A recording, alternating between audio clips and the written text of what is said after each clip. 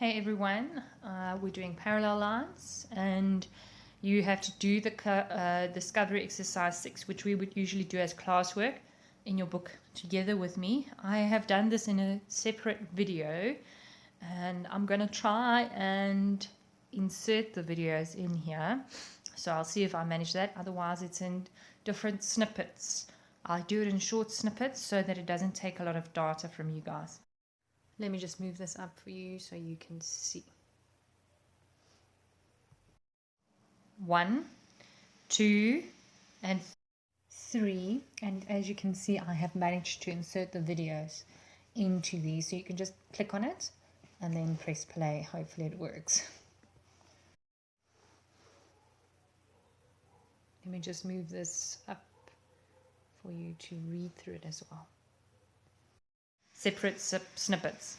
Then the next set of theory notes you have to write down. So following the discovery exercise into your books. So for number 1 here, the first part of the theory, it says if parallel lines are cut by a transversal. Now let me just remind you, we discussed in the previous lesson what a transversal is. But this line XY is called the transversal, the one that cuts through the parallel lines. And here we have our parallel lines AB and CD. It's indicated over here as being parallel, but I rather use these lines as parallel lines. And then the corresponding angles are usually equal. Now I'm going to try and highlight for you all the corresponding angles. And so firstly, what you'll notice from the discovery exercise that we did was that parallel lines cut by transversal making corresponding angles we would locate as an F being created. It forms an F. So there would be your parallel lines, okay? And then that angle and that angle is equal. And basically the name corresponding comes from them being in the same place with regards to the parallel lines. Both are below in this case. And then on the same side of the transversal. So if I highlight the corresponding angles in this diagram, firstly they say over here D is equal to H. And so D and H form an F like that, and then that angle is equal to that angle. I always say that it's an F and the armpits of the F is equal. Sorry for that detail, but it is. And then I also have C equal to G. So if I turn the F this way around, C and G would be the same size. Then B is equal to F. So this is now your F on its head, basically. So B and F. And then lastly, A is equal to E. This way around, A and E. Okay, so there are each of your corresponding angles in this diagram. We don't always work with all of them. It depends on what specific given angle we have. In other words, in a number, not a variable, and then what we can relate to the given angle so that we can find the size of the missing angles. So usually your statement would be one of these over here. This would be your statement. Either D is equal to H or size of the angle, whatever we're working with. C is equal to G, B is equal to F, or A is equal to E. And then here's your reason over here that you'll write next to it in the reason column. Corresponding angles equal. Okay, abbreviated in that manner. But that's not all we write. They left out a little something over here. You have to write, added onto this, that AB is parallel to CD. Okay, otherwise the reason is incomplete. Okay, then we move on to the next thing in the discovery exercise we did. Alternate angles are formed and they are equal in size, you would have seen. So I can form an N with the angle every time. Sorry, wrong pen here. I wanted to use this one.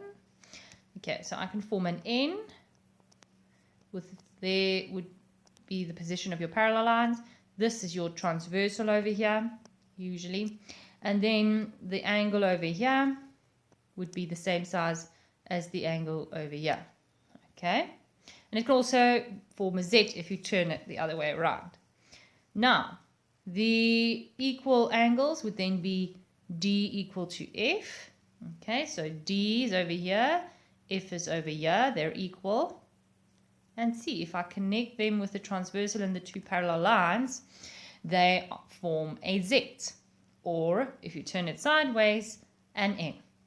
So it's just because the parallel lines are placed horizontally in the diagram that it forms a Z.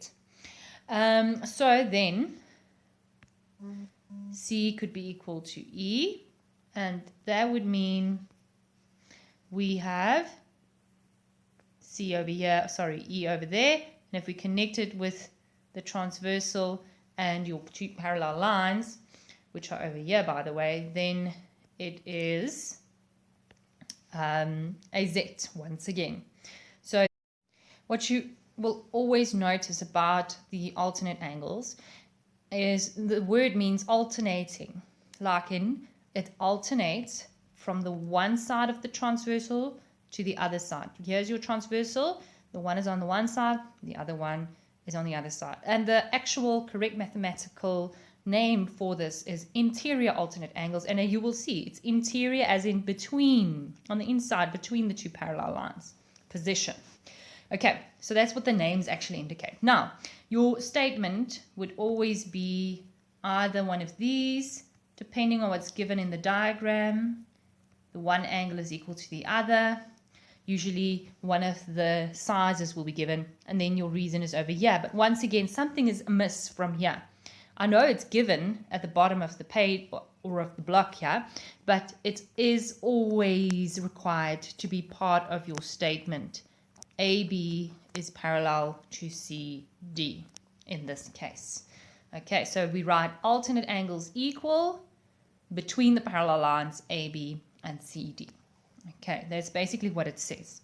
Then the last thing here is the co-interior angles, which are supplementary. Now, if you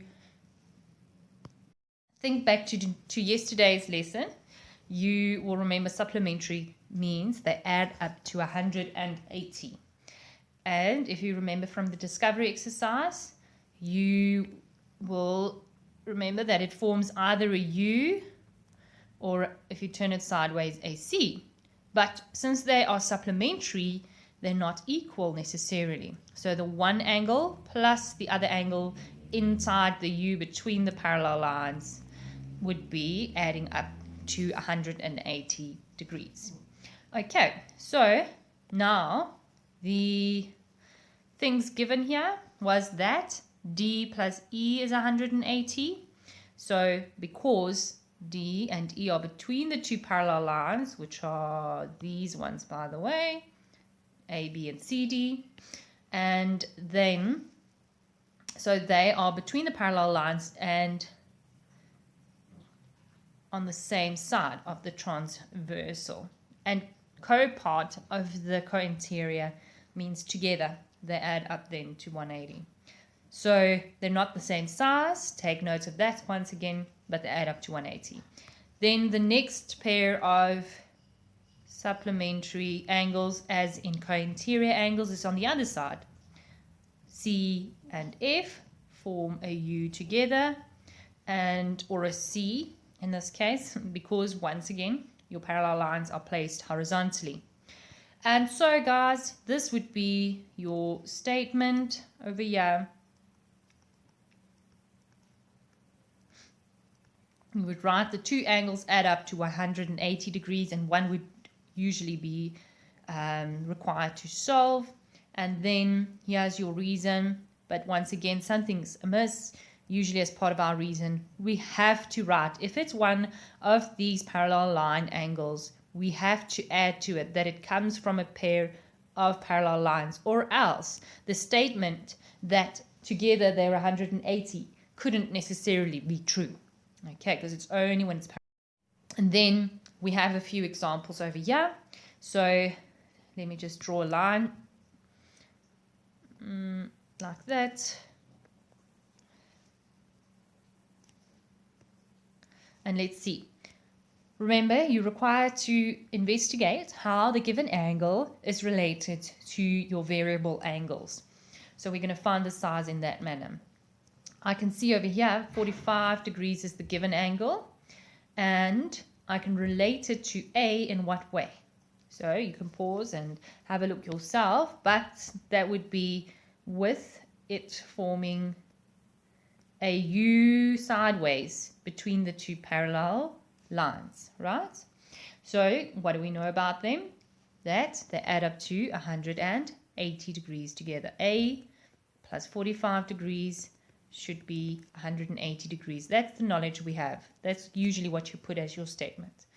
And then the reason for this would be co-interior angles, and then it's between parallel lines AB and CD.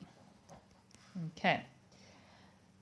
Then we solve for A by subtracting 45 from each side, and that gives you, if I subtract 45 from this side, it becomes 0. And if I subtract 45 from the other side, A is equal to 135 degrees. Okay, and then we still have variable B to solve here, and the way we can relate B to any other angle, it's not necessarily that you have to relate B to the given angle, but it can be related to A, and we've solved for A already. So B and A is related by two lines which intersect one another, and they are exactly across from one another, which means they're vertically opposite angles.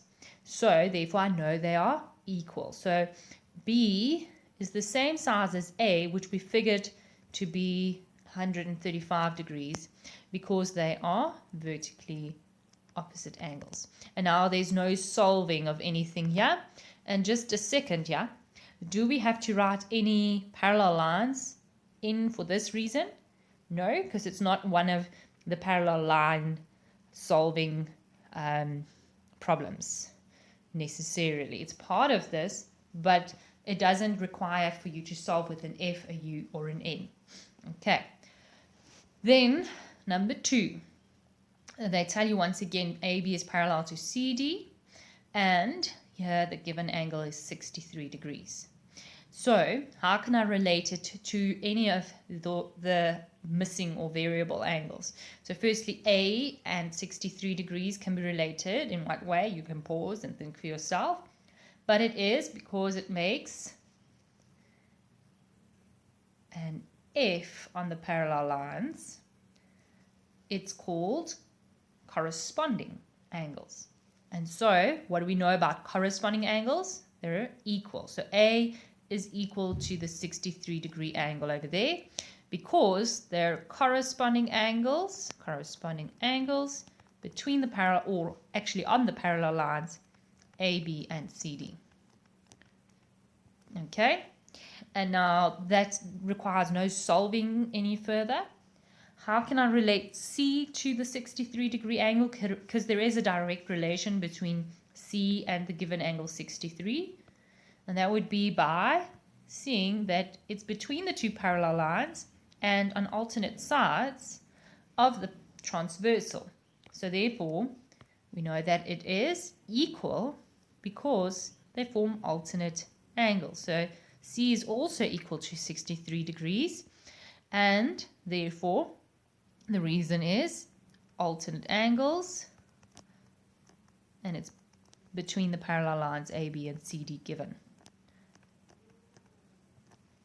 All right, and then B is related to C and A in the same way, because either way it's on a straight line next to each one of those angles. So B and C are on a straight line over here, so B plus C should be 180, and or A and B are also on a straight line over here. Okay, so A and B next to each other add up to 180. But since A and C are the same size anyway, it really doesn't matter.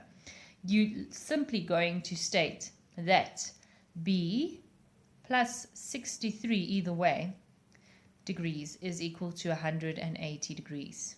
And the reason, remember from yesterday, adjacent angles on a straight line. And I don't have to add parallel lines to this reason, seeing that it doesn't require us to make an F, a U, or an N, right? So now we subtract 63 from each side, okay? And from the left-hand side, it makes it 0. And then from the right-hand side, it gives you 117 degrees. So therefore, B is 117 degrees in size. So now, people, you can move along and try worksheet exercise B in the separate document.